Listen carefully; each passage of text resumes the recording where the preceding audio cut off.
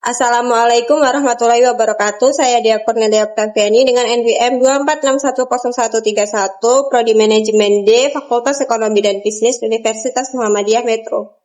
Di sini saya akan menjelaskan materi yang sudah disampaikan Pak Febri untuk memenuhi tugas UTS. Yang pertama adalah manajemen keuangan. Manajemen keuangan merupakan seluruh aktivitas atau kegiatan perusahaan dalam rangka penggunaan dan pengalokasian dana secara efisien. Manajemen keuangan merupakan pengetahuan tentang pengelolaan keuangan perusahaan atau organisasi tertentu dalam raising of fund maupun allocation of fund. Pengertian dan ruang lingkup manajemen keuangan. Bambang Rianto mendefinisikan semua aktivitas yang dilakukan oleh perusahaan yang berhubungan dengan upaya memperoleh dana yang dibutuhkan dengan biaya yang seminimal mungkin dan syarat yang menguntungkan serta upaya untuk mempergunakan dana yang diperoleh tersebut secara efisien dan efektif. Manajemen keuangan didefinisikan dari tugas dan tanggung jawab manajer keuangan yang meliputi keputusan tentang investasi, pembiayaan kegiatan usaha, dan pembagian dividen suatu perusahaan.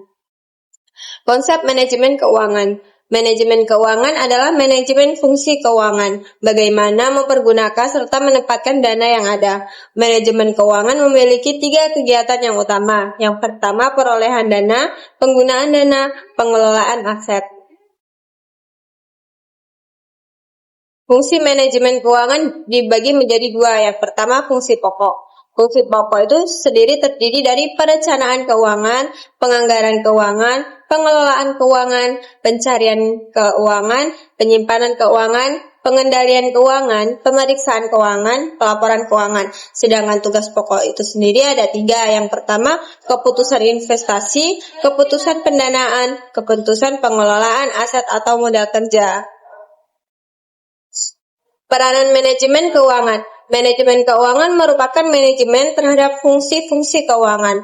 Fungsi-fungsi keuangan tersebut meliputi bagaimana memperoleh dana, raising of fund, dan bagaimana menggunakan dana tersebut, allocation of fund.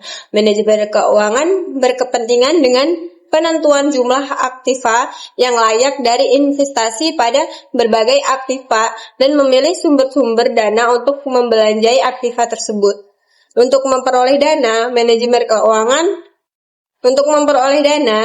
keuangan bisa memperolehnya dari dalam maupun luar perusahaan. Sumber dari luar perusahaan berasal dari pasar modal, bisa berbentuk hutang atau modal sendiri.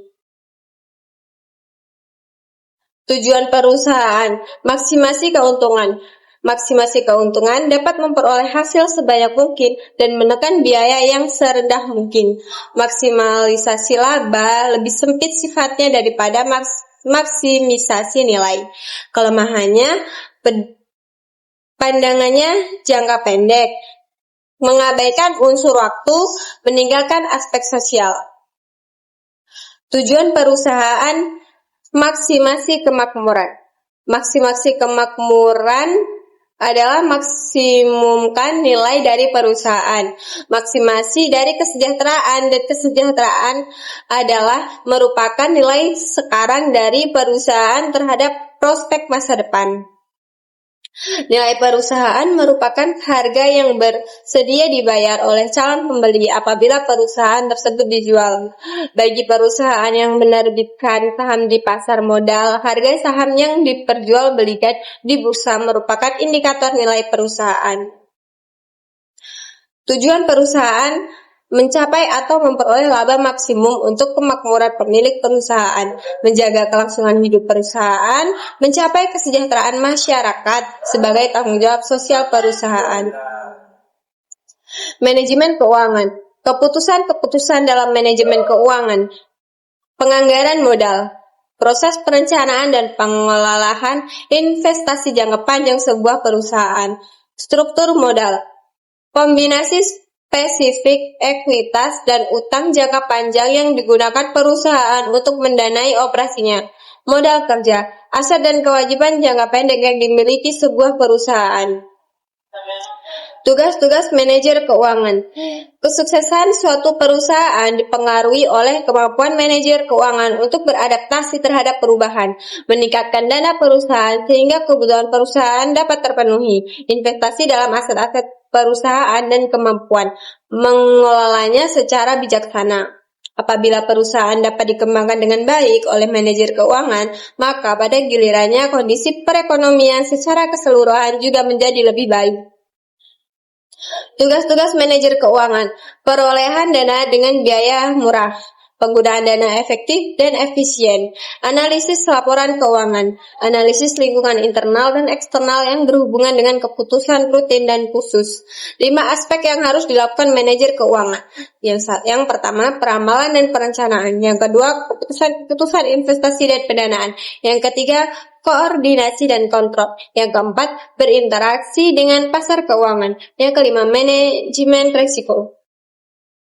Tanggung jawab manajer keuangan. Yang pertama, mengambil keputusan investasi dan pembelanjaan aktif. Yang kedua, mengambil keputusan pendanaan atau pembelanjaan pasif.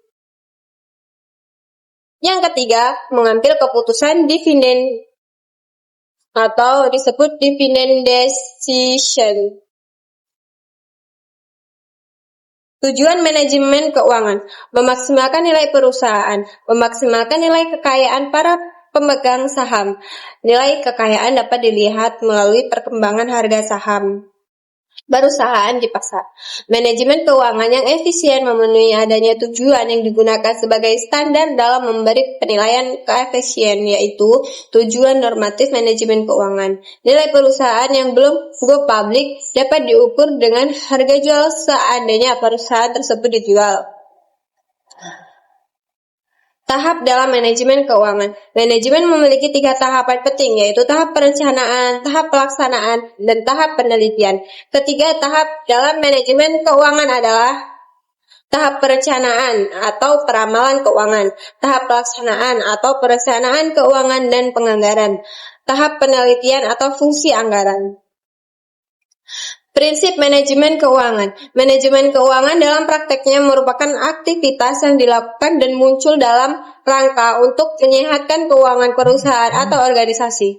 Prinsip manajemen keuangan yang menjadi dasarnya diantaranya konsistensi, akuntabilitas, transparansi, kelangsungan hidup, integritas, pengelolaan, standar akuntansi. Konsep nilai waktu uang. Uang yang diterima sekarang nilainya lebih besar daripada uang yang diterima di masa mendatang. Lebih awal uang Anda menghasilkan laba, lebih cepat laba tersebut menghasilkan laba. Mengapa? Karena laba adalah suatu hasil yang diterima dari uang yang diinvestasikan. Compound interest adalah laba yang diterima dari investasi yang berasal laba satu investasi sebelumnya. Konsep dasar, jika nilai nominalnya sama, uang yang dimiliki saat ini lebih berharga daripada uang yang akan diterima di masa yang akan datang. Lebih baik menerima 1 juta sekarang daripada menerima uang yang sama 1 tahun lagi. Lebih baik membayar 1 juta 1 tahun lagi daripada membayar uang yang sama sekarang.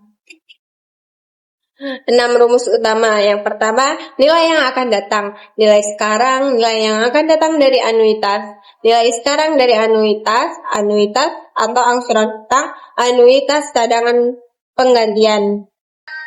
Nilai yang akan datang dari anuitas. Anuitas adalah sejumlah uang yang dibayar atau diterima secara periodik dengan jumlah yang sama dalam jangka waktu tertentu. Sifat anuitas, jumlah pembayaran tetap atau sama.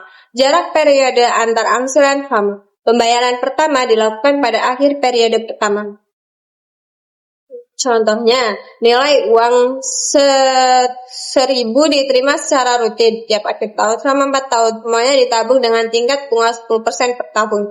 Pada akhir tahun keempat, uang yang diterima pada akhir tahun ke-1 akan menjadi 1.331. Sekian materi yang dapat saya sampaikan. Saya akhiri. Wassalamualaikum warahmatullahi wabarakatuh.